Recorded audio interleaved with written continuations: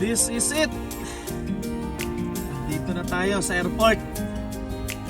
Vancouver International Airport to Manila International Airport. Parang sasayad ang itaas ah.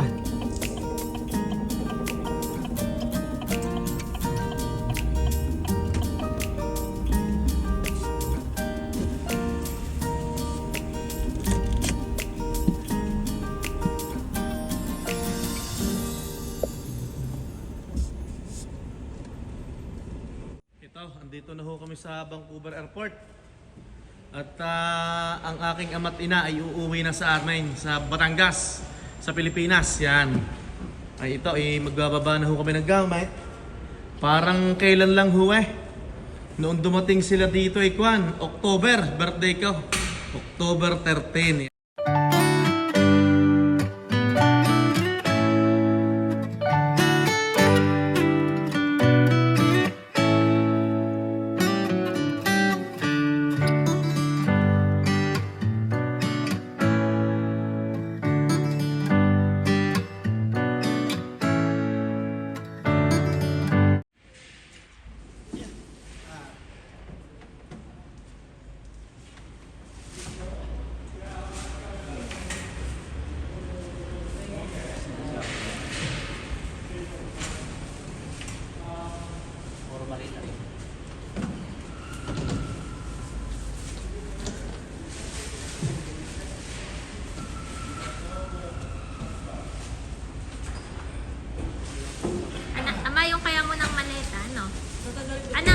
Maleta muna bago yung gray para nakasandal. Yan. O, sandal mo. Yan. Yan. Tapos yayapasin ng lola yan.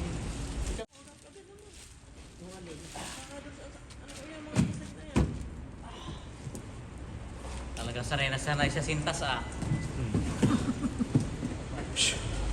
Wala na.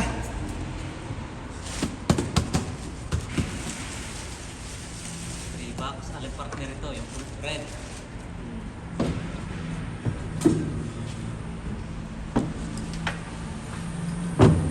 Nakadala nito sa ating papel.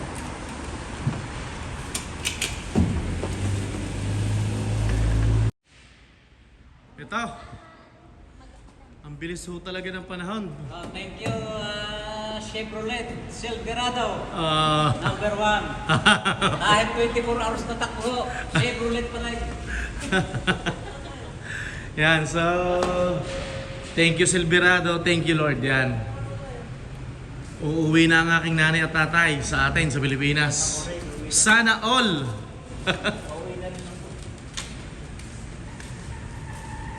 Saan ba ang mahal na Reyna? Saan ang punta natin? Marting dun no?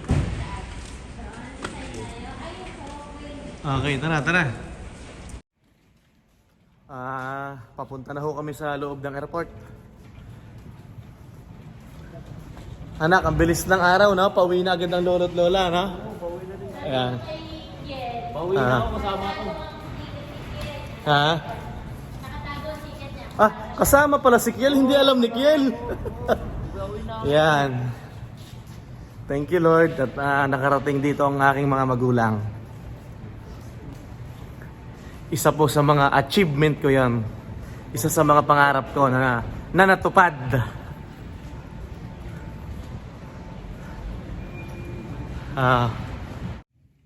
Mamaya pa naman po ang flight nila.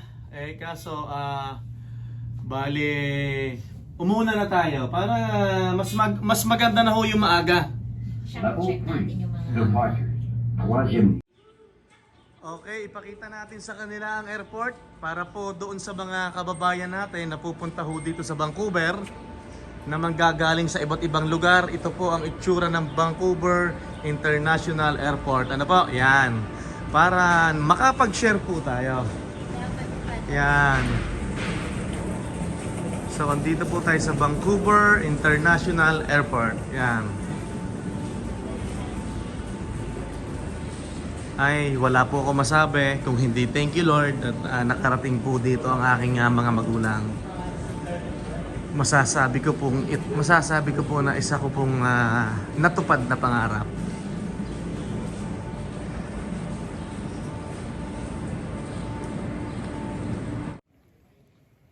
Dito na po tayo sa loob.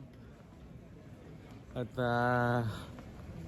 nakakalungkot po, ganyan ho talaga ang buhay. Ang mahalaga ay nakarating dito ang aking mga magulang. Yan.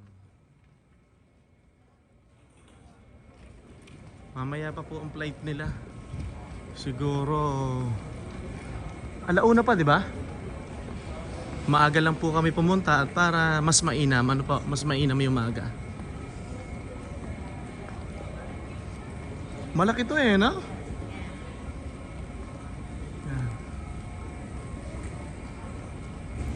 Mag ano muna tayo, magtimbang. Magtimbang muna tayo. Magtitimbang muna. Magtimbang tayo. Bale, Baka malito na ang ina. Sumasamahin ko na.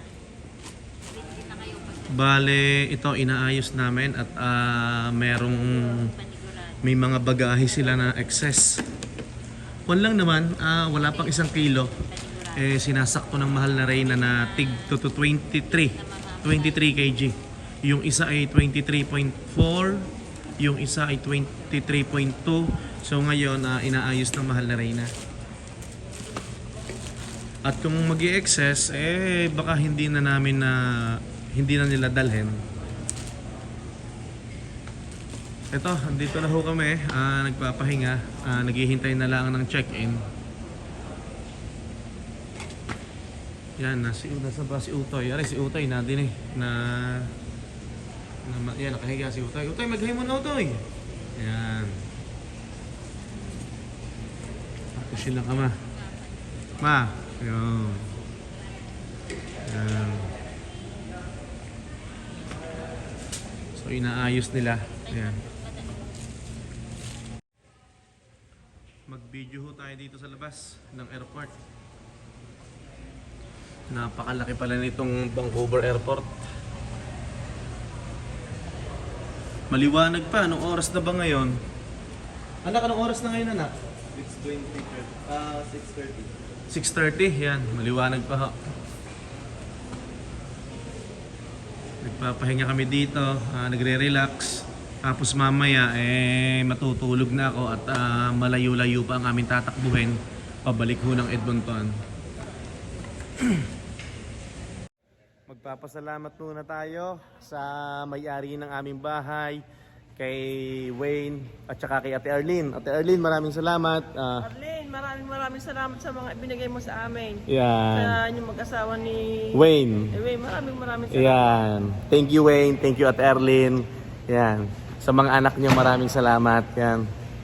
Ang dami niyong bigay sa magulang ko. Yan. Maraming salamat Wayne and Ate Arlene.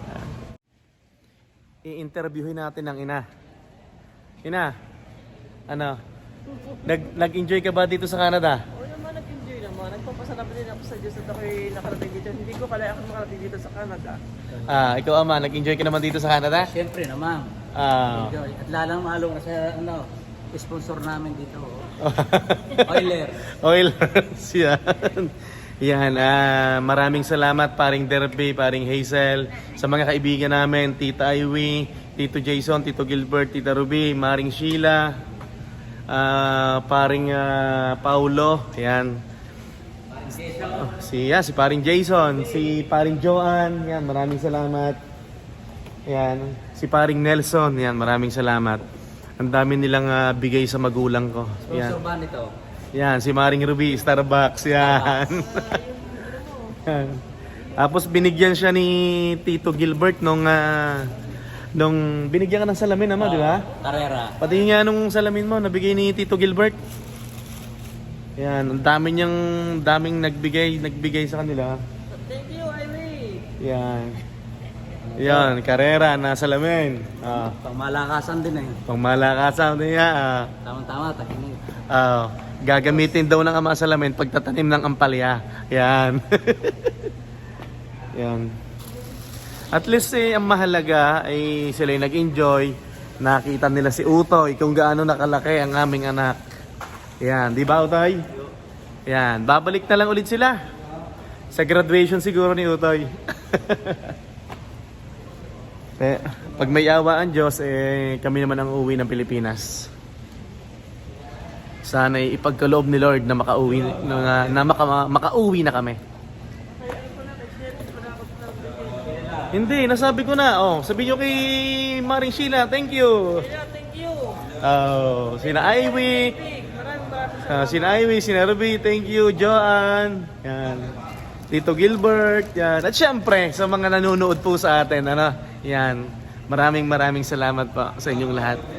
Aba, nakakalimutan magpasalamat na ina kay mahal na Reyna.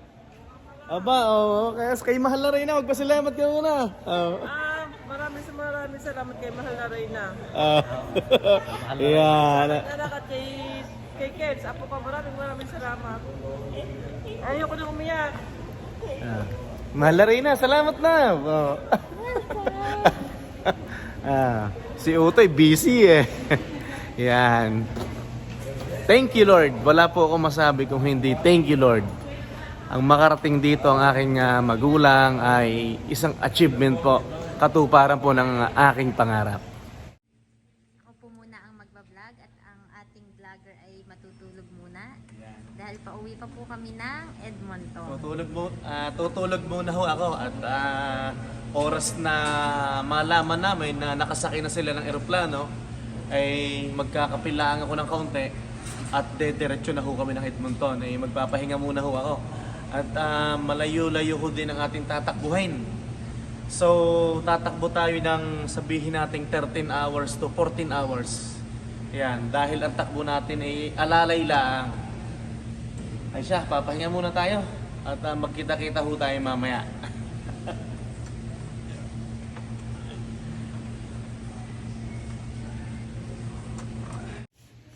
Naiyak ang mahal na Reyna. Bakit ka ba naiyak? Yan. Natutuwa lang siya at nakapunta dito ang mama niya, ang aking biyanan, nakapunta dito ang aking nanay at tatay. Yan. Napapasaya namin sila. Yan. Kahit na puro overtime, puro kuskus, puro cleaning, yan ang importante. Kahit napapagod kami, ang importante napapasaya natin ang ating mga magulang. Ito, bali papasok na sila sa loob. Mahal na Reyna, ano bang sabi sa'yo? Ano sabi? Papasok na sila sa loob. Pila na daw. Pipila pa lang. Pasok na sila sa loob kasi dadaan pa sila sa Bali nakapag-check-in na, di ba?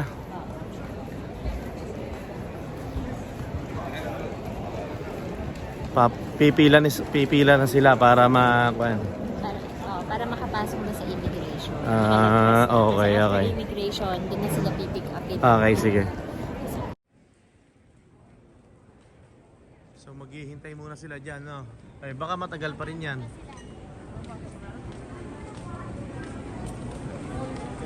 Yan, papasok na sila doon.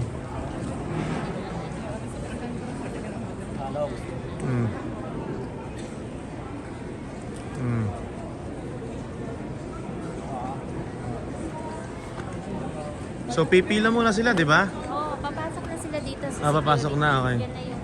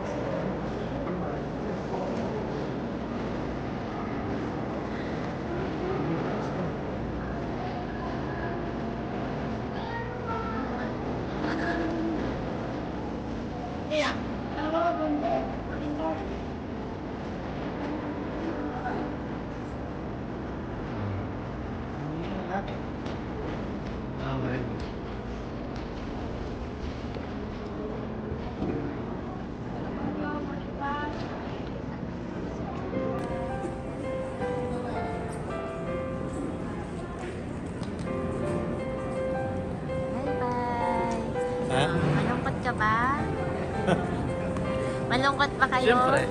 Siyempre. Malungkot. Yun po, umalis na po siya. Dahil natulungkot po siya.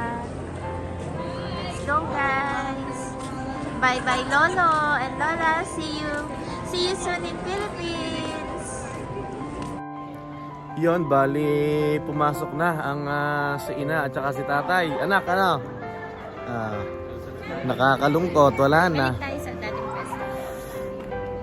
Magpapahinga lang po ako ng kaunti. Kaming tatlo, ni Utoy at tatakbo na ho kami mamaya ng kaunti papuntang Edmonton.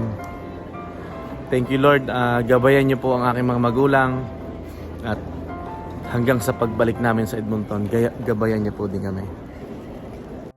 Interviewin po natin ang aking asawa.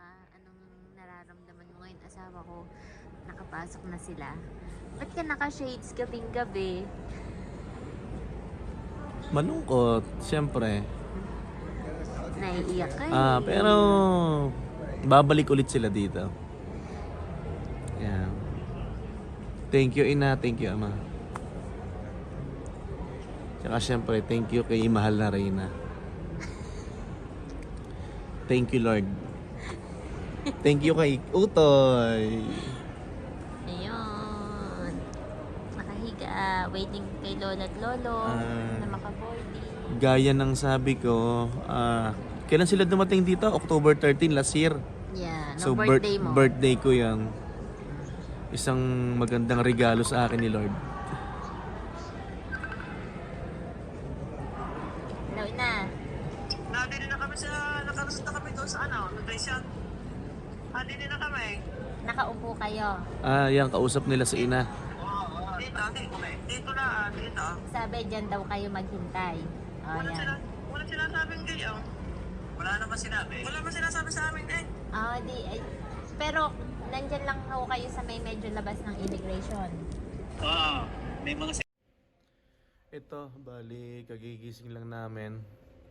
Tapos, nag-check na kami ng status ni nanay at tatay. Tumatakbo na sila. 23 minutes, nag-depart na sila dito sa Vancouver Airport.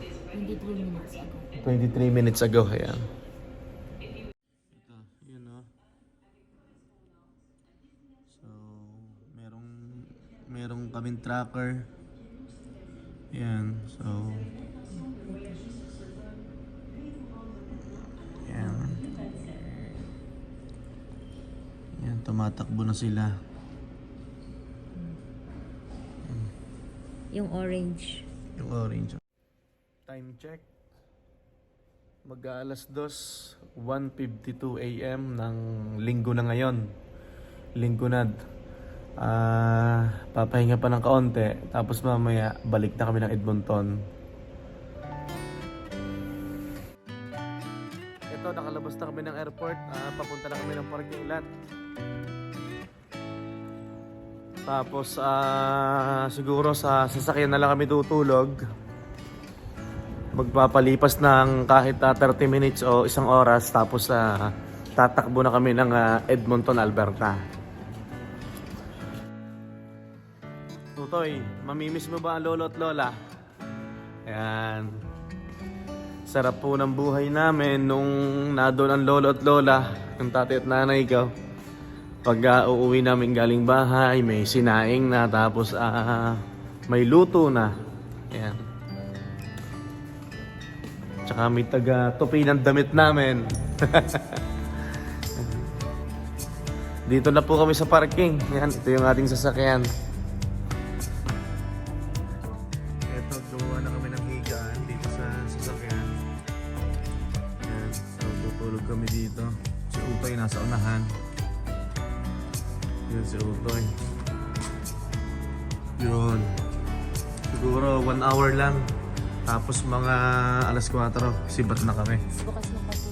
Oo, binuksan ko yung bintana. Pahinga muna tayo.